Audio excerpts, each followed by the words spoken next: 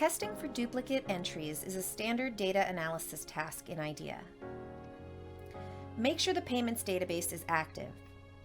On the Analysis tab, in the Explore group, select Duplicate Key and then click Detection. The Duplicate Key Detection dialog opens. Keep the default selection of Output Duplicate Records. In order to search for duplicates, you need to identify the field or fields that you want IDEA to consider when looking for duplicate entries. Click Key and select Check from the field list. You can search up to 8 fields for duplicates. Click OK to return to the Duplicate Key Detection dialog. You can click the Fields button to specify which fields to include in the output by selecting or deselecting fields, but we will leave that as is.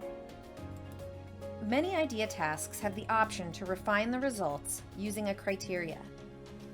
This allows you to enter an equation to refine the output.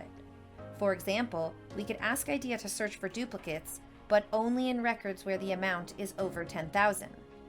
In this example, we won't enter a criteria. Finally, enter the file name of duplicate payments. Click OK to run the duplicate key detection task. There are 2 duplicates in the output database. The check number is the same, C51011. Close the Duplicate Payments Database tab.